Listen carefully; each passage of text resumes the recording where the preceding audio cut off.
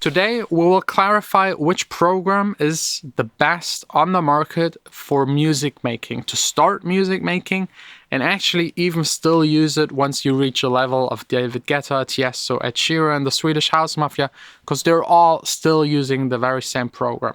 It's inexpensive, very complete, and my top and only recommendation at the moment to every beginner out there.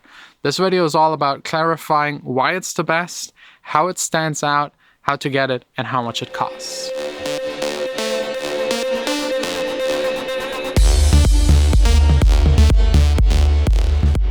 Hey guys, welcome. It's safe to say that 2020 absolutely sucks. Right here in the harbor where my studio is located at, this field right here used to be used by a company importing, exporting steel. It's all gone this year.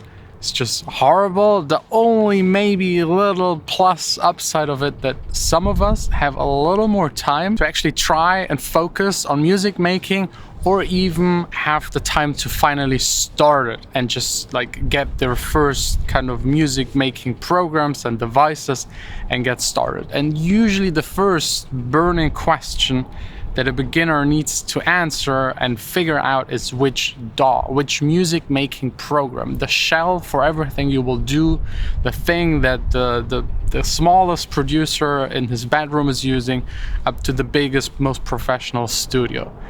Which one should you pick? Most of the time, if you already ask someone that is already a producer, they will usually tell you that the program they're using is the best. And that's something actually really natural, because that's what they're using, that's what they're used to. Because here's the thing, if you would have asked me half a year ago, what's the best DAW, which one should you pick as a beginner, I would have said it doesn't really matter. Pick one of them. There's Cubase, Logic, Reason, Reaper, Fruity Loops, or it's now called FL Studio. Like, there are a bunch of them.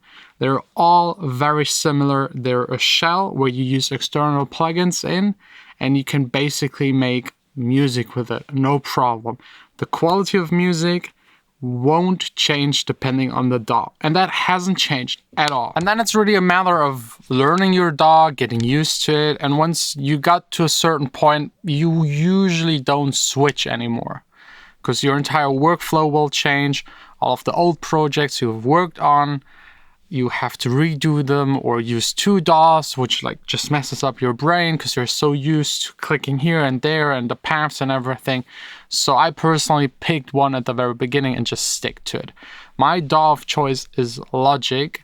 For me, it is the best, but I also have to be honest, I haven't used the other DAWs to the same kind of nerdiness, the deep level understanding I have for Logic. I don't have it for any other DAW, which is just natural. But there is actually one thing that changed, and it's this one right here, the MacBook Air. All of the new MacBooks and Mac Minis M1 that have the new MacBook chip in it.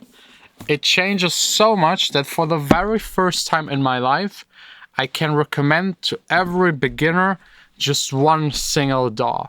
From today on, at least for me, there's one DAW that rules all other DAWs, and it's my 100% recommendation to everyone out there.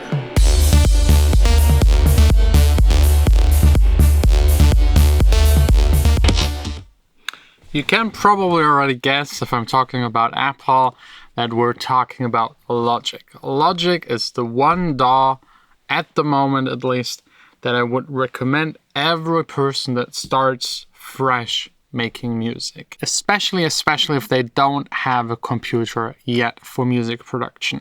Because the M1 is so inexpensive. You pay $999 for a MacBook Air M1 with the base specs, and it's fully sufficient, fast enough to do everything music related for at least the first 4 years of you 100% dedicating to music production. Plus, you will have to buy Logic, which is at the moment, let me check, just $199, which is, compared to all other DAWs you pay for, very, very inexpensive, because there's just like this one Logic version There's not, for example, Ableton, they have like small versions, medium version, a big version, and you pay accordingly.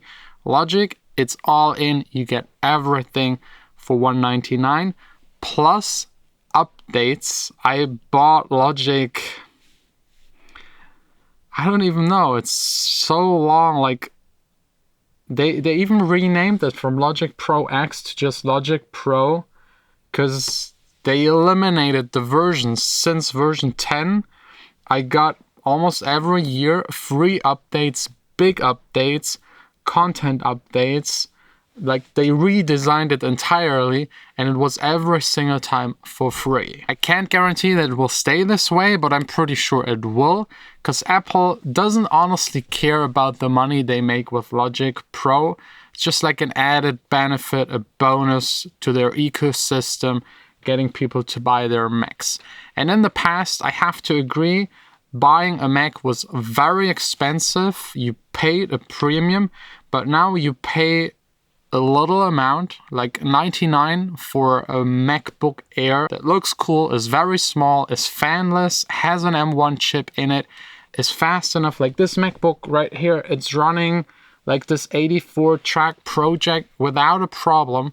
Like in my normal workflow, it's impossible for me to max it out. I'm using it already for a month, almost a month, and it's fantastic. I sold my MacBook 16-inch, and this is like my daily driver replacing it. So it's fast enough, and if you calculate how much performance you get for the money you spend, it's right now the best option by far, without a doubt. And right now, Logic is still being emulated. So I think in half a year, when all of the like internal plugins you will need eventually will be updated, it will be even faster. But speaking of plugins, you actually don't need any with Logic. You buy the MacBook M1, the cheapest one. I think educational price is even $899. So then you add a Logic, and that's all you will need for at least the very first year. But let me just show you how much you get for $199. So all of the samples, all of the loops, everything you will ever need to make music, all of the building blocks. You will get a ton of instruments. They are integrated in Logic. Alchemy is really good. It's like a synthesizer that is just phenomenal for getting it for free included. Then you got the new Quick Sampler that they redesigned just recently. It's amazing. It can compete with any other sampler on the market, and again, for free included. You got studio horns, studio strings. They're also included. I haven't even downloaded them yet. And then, of course, you got all of the effects, amps, pedals, delay, distortion, dynamics, EQ, filters, all of the stereo stuff, modulation effects, pitch stuff, reverbs, good reverbs. The Logic, like the Space Designer, also recently updated. It's just amazing for reverbs. So really, I think without a doubt, we can say if you just buy Logic and the M1, you can make any kind of music, and you're not restricted, and you actually don't have to buy anything additionally. You're not restricted. And what I also love about Logic is very versatile. You can make any kind of music. Some DAWs are specifically made or more geared towards one style of music. Logic isn't. I mean, you can switch into the mixer view. You can see your mixer just for mixing and mastering. You could go into something I almost never use, the notation. If you want to write classic music, if you want to do film scores, you can integrate a window where you can see the movie and score to it and write to it. You can make urban music without a doubt. You can make EDM, no problem. That's what I'm doing right here. You can make pop music, no problem.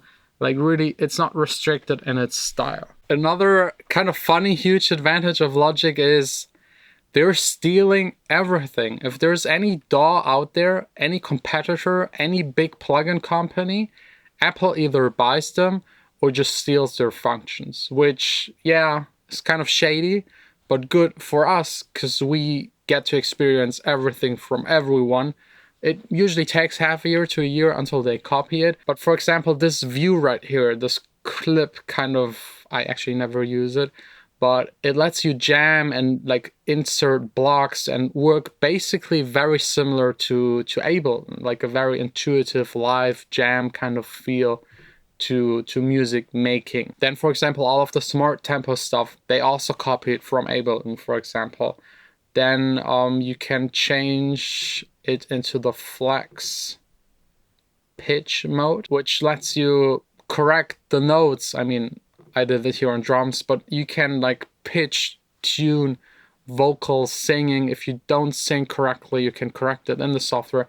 They stole it from Melodyne, so you don't need to buy Melodyne, which is another $200. So this package with everything in it is cheaper than some of the external plugins you might have to get when using something else. And you might now argue, why not just get a free DAW music making program? Because there are plenty of free alternatives out there.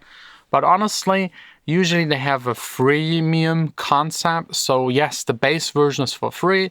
But then when you start like needing more stuff eventually, and this can happen quite fast within your first half year, you might want to have like a real synthesizer, better EQs, compressors, reverbs. You will have to upgrade and will eventually pay even more. They will somehow get their money 100%. And even the ones that are free 100% and like completely, like there is always this one thing that bothers me. I'm not sure if this company will keep on updating, if that company will even still exist in 1 or 2 years. With Logic and Apple, it's the biggest DAW making company on this planet. They have the most money, the biggest resources. I'm pretty sure there won't be, at least in the near future, a day where they will just quit developing Logic. So there is like a higher risk of them actually not developing the DAW anymore. And then you're screwed entirely. You learned everything for years and years and years, got used to it, have a lot of projects that you're working on, and it's then not supported anymore. So for everyone out there that is thinking about starting making music, and you're thinking about which computer you should buy, which DAW you should get, my 100% recommendation at the moment, a MacBook M1 or a Mac Mini, something with an M1, and the base models are good enough, fast enough to make music, no problem. Don't worry about the RAM, don't worry about the processor. They just work differently. The numbers are looking smaller than they actually are. This thing is fast. I can't max it out in everyday usage. It's impossible for me. The old machine, 4 times the price, I could max it out really fast. All you then need additionally, either headphones or speakers, and you're good to go. That's all you will need to start making music. If you want to record stuff, if you want to record vocals, guitars, you will additionally need a sound card or an interface. I will, by the way, link down below a video to a really good interface, and also a video to a test I did recently for all DAWs, comparing them, comparing the prices. But this was prior to having the M1 or it even being announced. So if you're a Windows user and you want to stay with Windows, Logic is unfortunately not an option. It's not available for Windows. You will have to pick one of the other DAWs. That's what the other video is for. It's linked down below. Go check it out. I hope this helps. I hope I'm not getting trashed too much by Windows loving people in the comments. But even those Windows users have to agree that the M1 is like the first time in history where a Mac actually beats Windows in performance and performance per price. And Logic is really a great bundle for the price, free updates, stealing every other function. And it comes with so much stuff, it's impossible to even try and describe it in one video. So thanks all for watching. We'll see us tomorrow back again here in the studio. For me, the rest of the day, trying to finish this song. I mean, it's very close. I just need to arrange it and mix it a lot.